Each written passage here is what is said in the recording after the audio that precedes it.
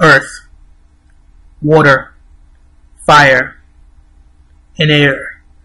Those are the four elements that came together to create this review. What's up, everybody? It's your boy Sparky CJ back again with another Back to the Future's old cartoons review.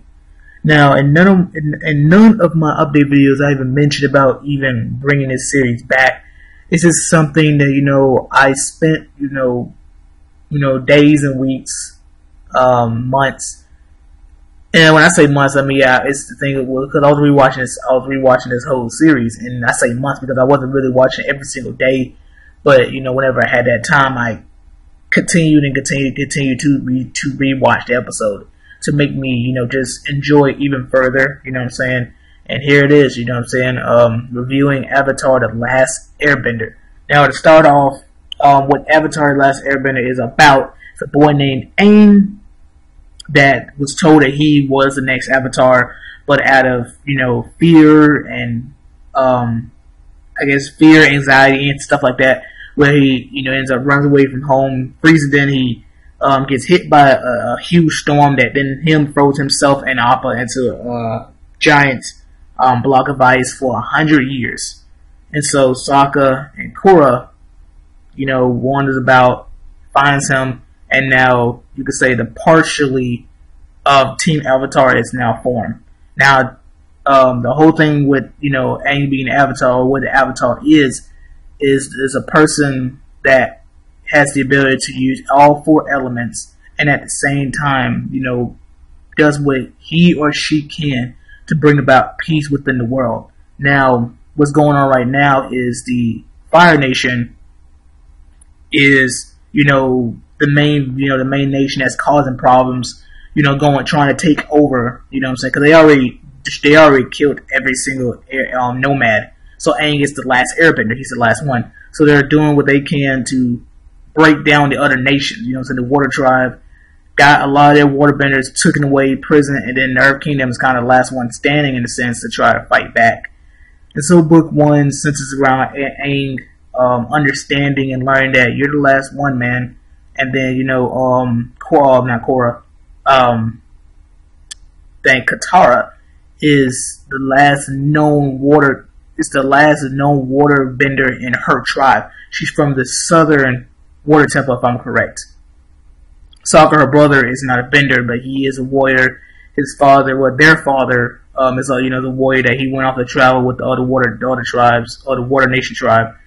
And their mother was killed, which Katara thought was a Fire Nation. The Fire Nation that killed her, but it really, in a sense, it was. But we'll get into that. So book one centers around Aang learning how to waterbend, and Korra being the only other waterbender. She's like, initially it's kind of like, we're gonna go find you. Aang is like, you know what? We're gonna find us a waterbender, a water master teacher to teach both of us. So that's what they go do. Encountering a lot of different characters along the way. You get the introduction of Jet, which initially, everybody thought he was cool, but he turned out he had more, he had secret intentions. Where I think it was like I think it was like he was a village that was harboring Fire Nation tribes, so he wanted to destroy destroy the dam that would cause a whole bunch of water to come and flood him and then kill him, because he just had a lot of people had animosity against Water Nation tribe. Now, before I get too into book one, you also eventually get the introduction of Zuko, Prince Zuko, which was banished by his father because when he was younger, he was able to sit down with his father in this meeting, and he spoke out of turn, and so him and his father participated in the Anikai. Yeah, that's what it's called, Anikai, which in return, Zuko as a little boy was not strong enough for his father. His father was like, I'm going to teach you a lesson about speaking out. And he got hit by his father's flame, caused a scar on his face, his right side of his face. And then his uncle Prince, his uncle Iroh, his son died during his his mission to conquer the Earth, Ba Sing Se. And he failed, And so in a sense, since Zuko's father banished him, I guess you could say he didn't technically banish Uncle Iroh, but Iroh just left with Zuko to be able to protect him, stuff like that, because Iroh saw Zuko as his own son. And so you got all that. So Zuko tells, basically his honor is damaged, and for him to gain his honor back from his father, he has to capture the Avatar, which that's what happens throughout this whole series until book 4. So book 1, you have many different encounters. Aang fighting Zuko at different locations, and then you get it where Aang achieved the first states of the Avatar state, which allows him to amplify all of his abilities. Now the thing is, when he went to the Avatar state the first time, he can't use none of the other abilities because he doesn't even know them. So only his water and air bending powers increase. So during this time, this is where the Fire Nation was attacking the northern water tribe, which that's where Aang, Sokka, and Korra. There's no Korra. Aang, Sokka, and Katara goes to find him a master. So while that's happening, Aang transformed into a huge water spirit. First time using his Avatar state, was able to fend off against the Fire Nation. You also learned that when there's a full moon, the water tribe, their water bending powers increase, becomes even amplified, even better. But it is more of an opposite effect. Because when the moon's out, they become really strong. But when the moon is not out, then they're not as strong as it was with the moon. But it becomes more of a flip flop later on down with the Fire Nation, which again I'll kind of touch on that when I get into book 3. Now to continue more into book 1, you got Appa, which is Aang's air bison they use to travel from place to place. You also get Momo, which is the flying lemur that also joins them. I believe also book 1 is, I want to say book 1 is when they encountered, I think it's book 1 or book 2, when they encounter Suki, which becomes Sokka's love interest. But his first love interest was I forgot her name, but she during the time where Aang, I'm trying to make sure I'm not doing, this is not book 2, but I think this is all still book 1. I want to say towards the end where they're in the water. Cause that's how Aang became the water beast. Was that same episode where he had to go into the spirit world, and Zuko, he did his thing where he sneaked in, and then Katara was there to protect Aang, and at the same time Sokka was ordered to protect the dude's, I forgot the dude's name, but he told him to protect his daughter, which Sokka became, he started liking a lot, and then to a certain point she became upset because she can't date him, because the way how their nation is she was already arranged to get married, so that kind of put on a little conflict with that, where Sokka couldn't be with her because of that. So you got it where Zuko is now fighting Katara, while Katara is protecting Aang, while Aang is still in the spirit world. And then that's when the moon went away, and then that's was like, haha, your power up is no longer there. So he defeats her, and he carries Aang away. Then there was also another part where what causes the moon to turn red was Zuko. He killed one of the fishes, and when he did that, it caused the moon to go red, and it caused the spirits to go crazy, which then had caused Aang to kind of lose control. And then they was able to heal one of the fishes, and that's when again Aang used the power to become the spirit beast, the big water beast. I know it's more to when book one, but I kind of jumped from more of the main stuff. But overall, I guess overall, this is a series in general. I'm still gonna touch each book, but I like how you have like the different the little jokes that they make throughout the series. I think it was like mainly book one or book two. I think I want to say book one was like Sokka was like it was some joke he made, and like he'll make a joke and then they'll have like a like a little track where someone's coughing.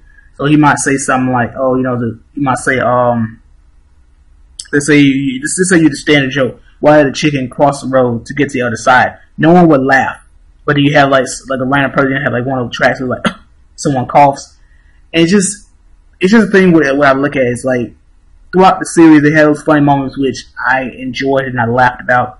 There was also another episode where they went to go visit a fortune teller, which Aang, because he started developing feelings for Korra named Katara, and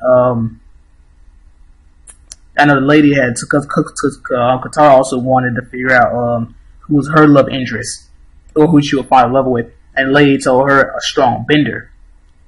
She didn't figure out. Well, towards the end, she was like, because that's what I think Aang. I don't think he went to the Avatar state, but he was able to protect the people. I think from Fire Nation, a few Fire Nation members attacked where they were. So she was like, could Aang be that strong bender I'm supposed to fall in love with? We won't know. But then, we go into now book two with Aang still learning. He's still learning water, but that's not his main. He's still learning it, not fully mastered. Which I also do want to touch on was when they found the water. One day when they found their water master, he didn't want to train Katara because in their nation the females were not allowed to be warriors. So it took a while for him to warm up. So Katara was like, "Hey, you know what? Hey, why don't you go train with him, come back and teach me some stuff?" So they did that, got caught, and he was like, "You know what, forget that, you're banned." And so, later on, you have where Katara, like, "You know what, forget this, I'm challenging you to a little battle," which he won, but she put up a really, really good fight. Which then eventually he trained both of them. And then it was also another episode with the pirates, which Zuko teamed up with the pirates. And Katara they had went to like one of the merchants, and she had got I guess you could say she stole back the waters of like a Water Nation scroll that had different moods. So she got that. The pirates attacked them. Zuko teamed up with them, and then they eventually escaped from. But that was just another episode to touch on. Let's think. Is there anything else I want to point out with book one? Actually, I want to correct myself on where I said Zuko. Zuko didn't kill the fish. It was I think like General Zhao. I think he slayed. They were trying to convince him not to do it. In a sense, they were like, "Don't kill the water spirit. If you do that, it's going to destroy everything." He's the one that killed the fish. Zuko, when he took Aang, they went towards I think the snow, and that's where like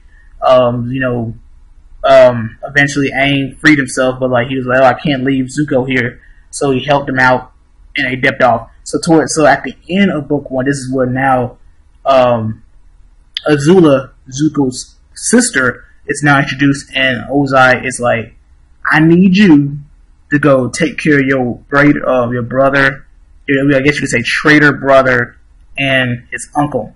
So now we're going to book two, where Aang is now learning how to do Earth, which eventually, learning Earth and finding an Earth teacher. The first person the one thing I noting in book two, I guess for me initially I forgot. I thought that I knew Toph was going to be his teacher, but I know I knew Toph was going to be his teacher. But I felt like eventually, I thought, Boomy, his friend Boomy, was going to low key teach him. But that was like when they first met him, it seemed like he was Aang didn't notice who Bumi was. So like, he put Aang through a whole bunch of different trials while having Katara and Sokka kind of not trapped, but he gave him like, it's like he had one of those little those crystals things that slowly engulfs your whole body, which he had that on them, and Aang had to complete these tasks in time, because if you don't, they'll basically be crushed by the crystals, which eventually Aang realized that it was like one of the dogs that he knew that was Bumi's pet, and then he realized, oh, that's Bumi, because hey, he's the only person that will put you through these crazy stuff. You know what I'm saying? So Bumi, he was a very strong earthbender, but wasn't going to be his teacher. Now it was, I want to say still beginning or like towards the middle of book 2. Actually, I want to say the full beginning, because when they encountered Azula and Bumi was killed, because they kind of went back to Ba Sing Se, and Bumi was captured. It was like, we gotta save Bumi. But then the whole time Bumi was like, he's like, I wanted to be captured, because like the whole village at the time kind of like, oh, Bumi, he didn't want to do anything, so we had to do stuff ourselves. That raid, I think they all got captured. No, they escaped, but Bumi stayed because he had taught Aang that this thing was more like kind of wait before it's the right time to act, something like that. So they had Bumi kind of encased inside a metal coffin, because no earthbender didn't have the ability to metal bend until Toph took care of that, but we'll touch on that later. So Bumi, Aang was like, oh, Aang saved him, but Bumi, he told him like, and Bumi told him, I wasn't captured. I did this on purpose to wait for the right time, which it built, well, in a sense, it made sense towards book 3 why he stayed like that for this whole time. So Bumi, he uses earthbending still to be able to like send him back to because when Aang was battling Azula, they were sliding down one of these like long slides that Aang and Bumi went down when they was younger. Doing all that while riding on Bumi, and then that's what, like, by the time they got done to bomb, Bumi just kind of uses earthbending to shoot himself back up. So then they eventually left. And then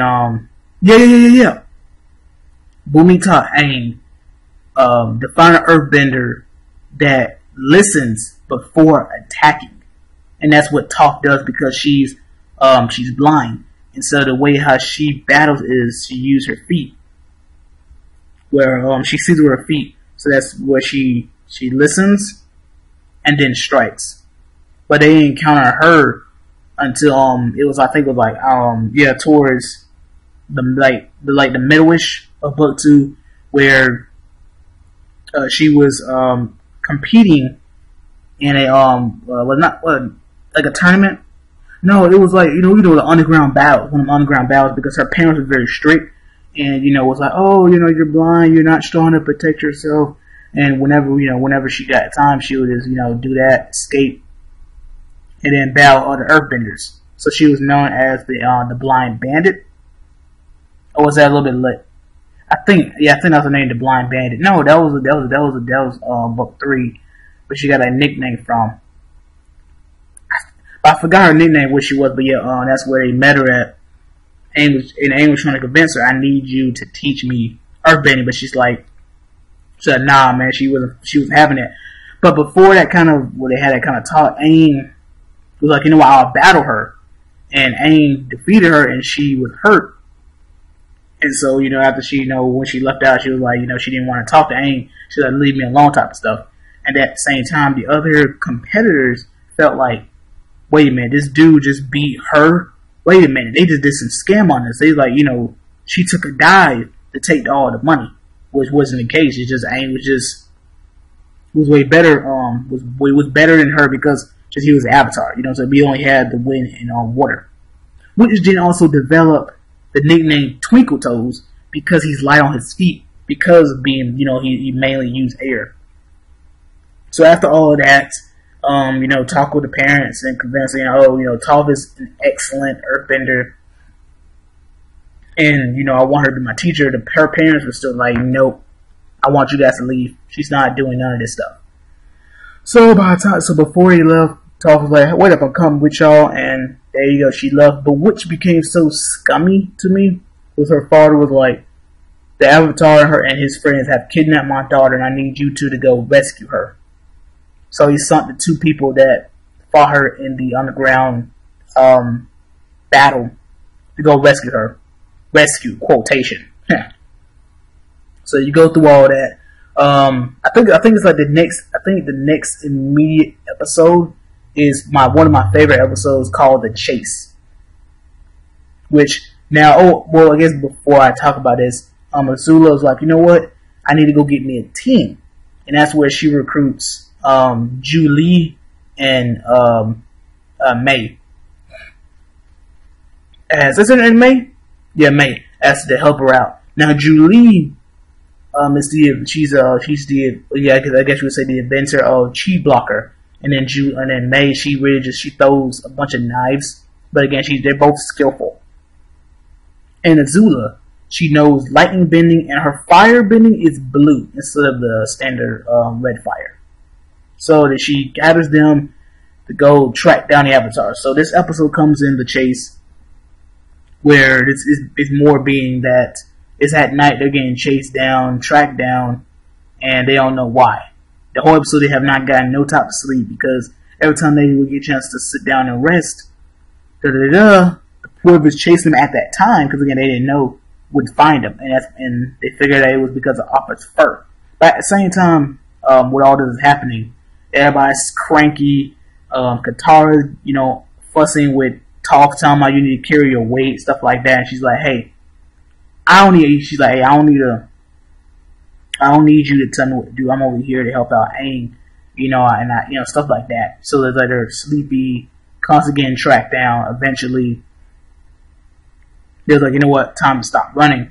And eventually they watch Appa's fur, and then Aang thought of the idea to take the fur and then kind of trick them, but that didn't necessarily help. So they had Azula was like, May, Julie, I need you two to go try one path. I'm gonna track down this path, which the path that Azula went down was the path of the fur that Aang was trying to do. So she was fighting Aang. Zuko came in. So now it was a three-way fight between those three. Awesome fight. Awesome fight. And then eventually you got Katara, Zuko, Toph, and even Iroh all they join in, and now they have They have Azula cornered. In which while she was cornered, she did a sneak attack and attacked Iroh, which hit him in his hit him in his chest. That triggered everybody to attack her at the same time, but she somehow defended that and then escaped. So then, after all that, after she escaped, Katara was like, "Oh, I can help," and Zuko was like, "Leave." It was like he was completely, utterly furious. So they left, and that was it of that episode. But to point out other stuff about with book 2, it's the main part towards the end. It's where they're going back to Bossing Slave. Well, I don't think it's Bossing Slave, but they went back to, I think, another part of the Earth Kingdom. And there was Katara was captured, and then Zuko eventually was captured, and it was down like the different layers of a bunch of these crystals. And then her and Katara and Zuko had a conversation, and then she's like, they figured out about the scar on his face, and then she was like, "Oh, I could use this water to heal you." Which, before she could do that, who busted in and helped them, or I guess freedom. I think Iroh, yeah, Toph, yeah, because they all got kind of split off. Toph and Iroh came in and helped them, and then eventually you have now Aang, Katara versus Azula. And then during this time, Iroh was like, Zuko, you need to kind of make up your mind or what you want to do. You know what I'm saying? You want to be basically a good guy or a bad guy. And during this point, he's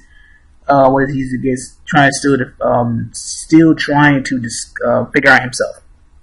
And so he ends up helping out Azula 2-on-2 against Aang and Katara, and then a bunch of what's some guy's name?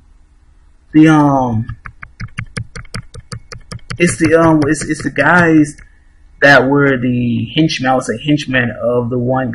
Yes, because the Earth Kingdom. Everybody was brainwashed to think that there's nothing going on. And the Earth King, the current Earth King, he wasn't brainwashed in a sense like everybody else was, but he was convinced. They would let him know that everything is okay, nothing like that. So, the Daishi cornered was there now cornering Aang and Katara. And then eventually Katara, because Katara was surrounded, and was like, because at the same time I'm jumping all over the place, but before this episode happens, Aang went off to be able to learn how to truly to control the Avatar state, because the times that he went into it was the one time in book 1 where he figured out that his nomads was killed, especially his main teacher, I want to say, was killed, so that caused him going to the Avatar state. Then he went to the Avatar state again. Book 2, was it book 2? Yeah, book 2, being forced because their plan was like, you know what? Forget this. We have the Avatar. Make it go into the Avatar state and defeat the Fire Nation. So that he went to Avatar state that time, and then he went into the Avatar state again. This might not be the third time, but the old guy that he went to the one of the air temples to teach him how to go into the Avatar state, where to be able to control it. So he had to open up the different chis. Now the last chi made it where he had to let go of love, to let go of Katara, which he couldn't do that. Figured out that she was in trouble. He left to go save her. The old dude was like, if you leave now, you will never go into Avatar state. Well, Aang was like, I gotta go. So during this time when they're battling, he uses Earthbender to kind of protect himself to go into the Avatar state. And immediately after he does that, Azula caught him slipping and struck him in the back with her lightning bending, which actually killed them. And then Katara was able to Katara then caught him, and then that's when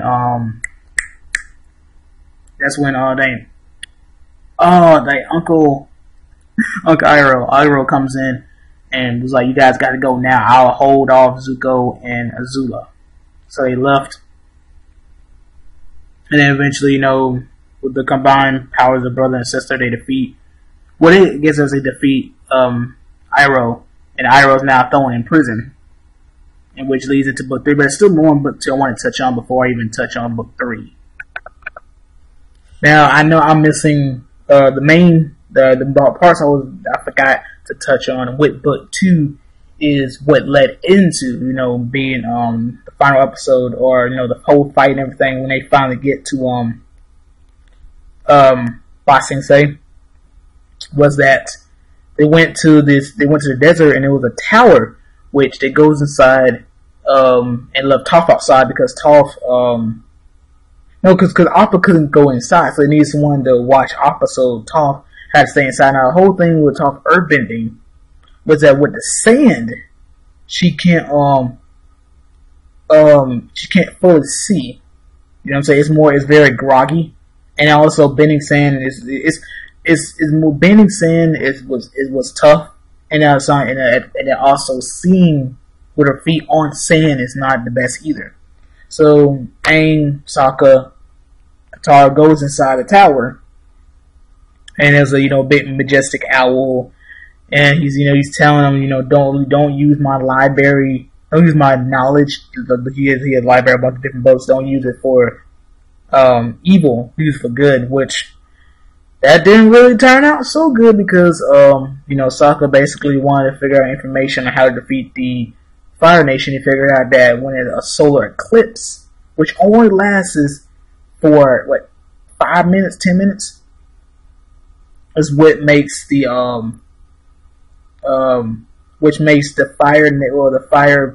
Fire Nation fire bending render useless. And so the owl attacks them there, so they have to immediately escape at the same time. The tower's going down. So Toph is realizing that, so she's doing everything she can to keep the tower from going down. But at the same time, Appa is now being kidnapped by these sand bandits, sand marauders, sand benders.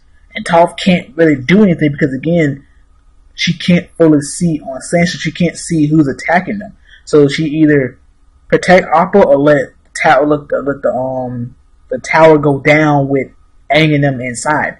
So eventually, Aang and them escaped, figuring out that Appa was kidnapped, and that also caused Aang to become furious.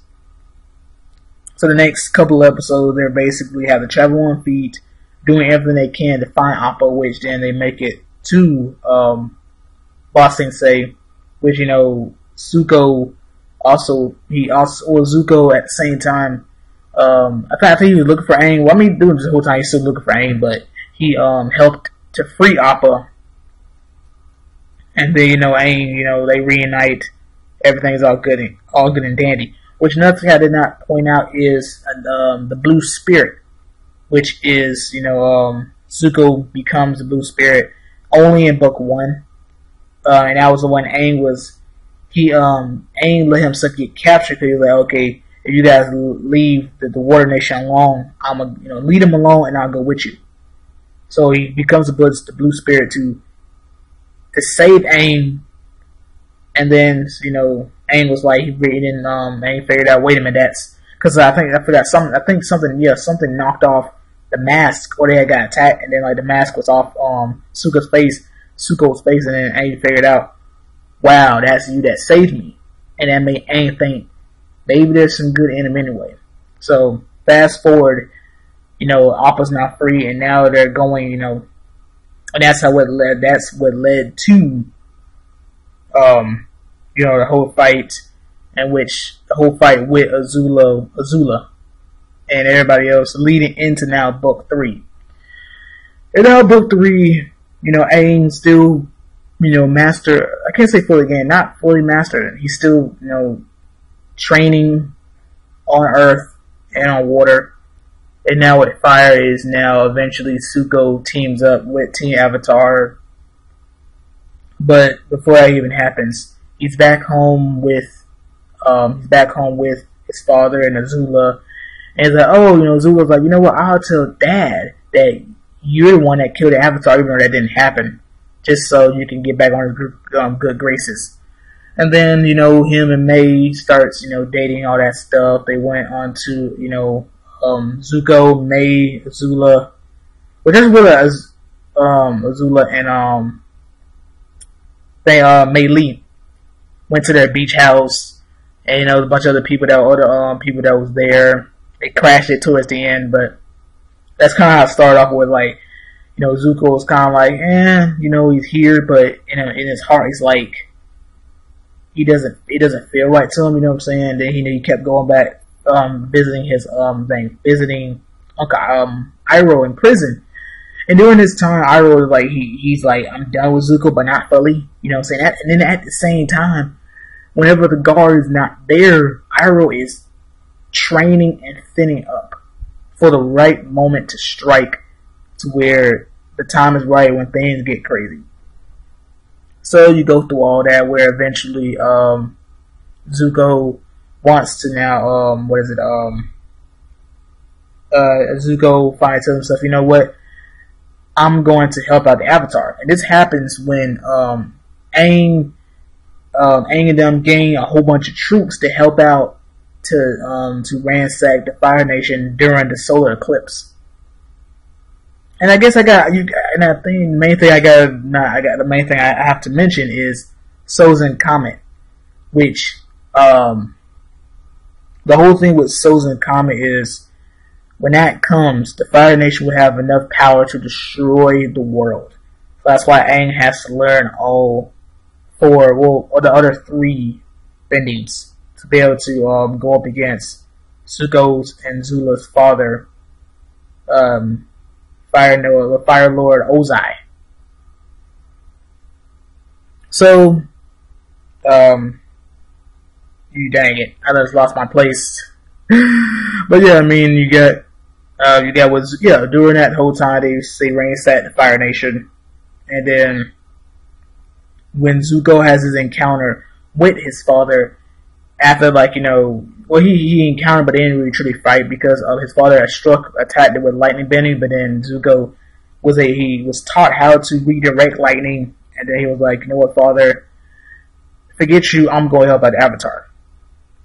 So Aang, Katara, Zuko, Toph, and Suki, and also a few of the members, they had a few of the people that helped them attack the Fire Nation escaped because their plan didn't work.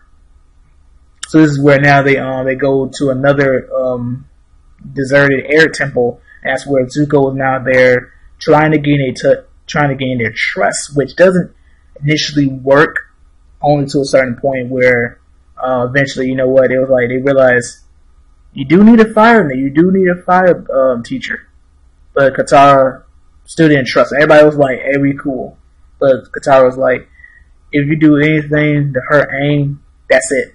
Your life is done." So now Zuko is teaching Aang how to firebend. They go on to a little journey where they went to it was book. No, I know it was book 3. It was towards the end, where they went to I forgot what they called it, but it was when the 2 dragons, which they basically went there to kind of they went there to be able to learn. Because Zuko's firebending was weaker because he joined the good side. So he had to figure out deep inside. He needed to find out another way to fuel that energy. So that's when him and Aang went on to this little journey to be able for Zuko to be able to do that and be able to find another way to fuel his firebending, and then in hand to hand to help out Aang. So now Zuko's now better at firebending. Aang is now still learning how to firebend. At the same time, with all this going on, everybody's like, tell him, what you need to kill everybody's emphasizing that he needs to kill the Fire Lord. But Aang is like, there gotta be another way. Which I can't believe I did not even touch on the previous Avatar.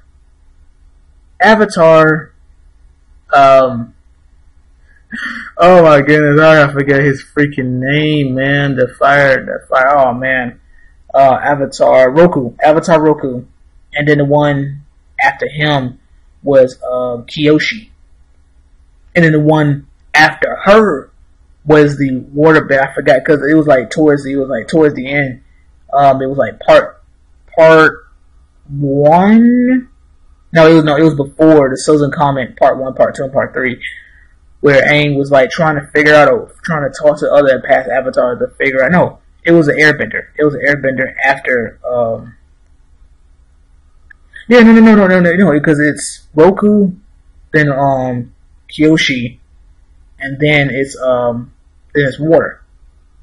Yeah, it was one of the waterbenders, and then Aang was like, you know what? Forget this. I'll talk to one of my nomads, and everybody kept telling him certain things were basically hinting at you probably gonna have to kill him, which Aang then does. Aang decided, you know what, I have another way.